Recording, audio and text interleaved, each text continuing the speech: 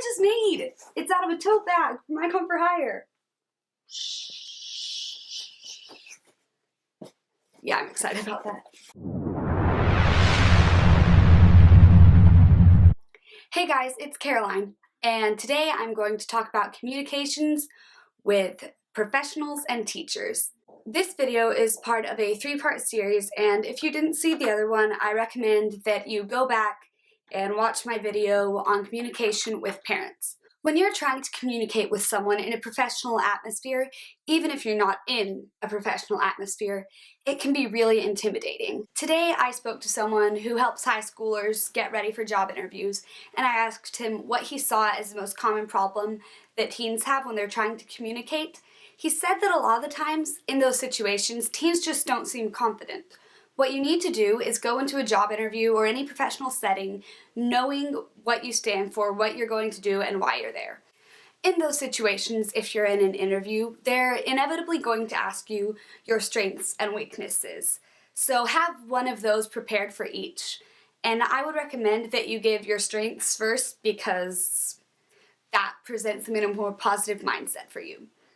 Another group of people that teens tend to have trouble communicating with is teachers. When you're trying to communicate with a teacher, you can think that every teacher is the same, so you know exactly what this teacher is going to say, and teachers may be thinking every high school student's the same, and that they know what you're thinking, when really you're both thinking something entirely different from what the other expects.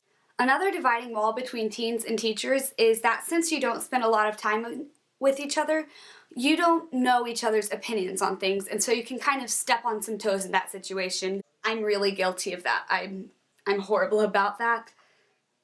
I'm horrible about it. Another thing is a teacher may not understand what you're saying. If you're really excited that you're going to be working on prepositions, you may say, "Prepositions are bae." I don't think anyone says that. You might. I don't know. I don't know you. And your teacher doesn't know what you're talking about, and they may think you don't really want to do prepositions when really you flippin' love prepositions. Another thing is that your communication with your teachers is really, really vital in your survival at school. So what Satan will do is he'll try to twist what you're hearing about what they have to say, and you won't hear the way that they're saying it, and he'll also try to twist what you're saying so that your teacher hears it differently from what you're intending to say. Make sure that you don't let that happen. Just don't. So if you enjoyed this video and it was helpful, give it a big thumbs up. If you have any ways that you can communicate with teachers better, or experiences where you've had communication issues or questions on how you can more effectively communicate with your teachers, then put them in the comments or tweet them to me at It's Not Carolyn. Any questions that you have about anything, you can just go ahead and put those in the comments. You can also follow me on Twitter and Instagram at It's Not Carolyn. The song suggestion for today is Watch Me by Icon for Hire. It's about how even when you're making mistakes, you're still making progress, which is a really big part of my life. Quote for today is "Learn from yesterday, live for today, and hope for tomorrow" by Albert Einstein.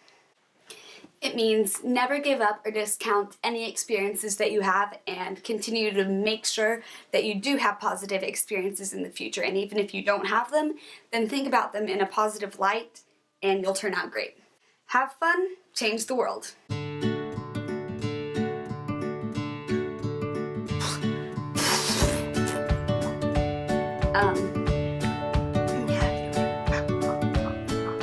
You have something you're strong in and something you're weak in, obviously.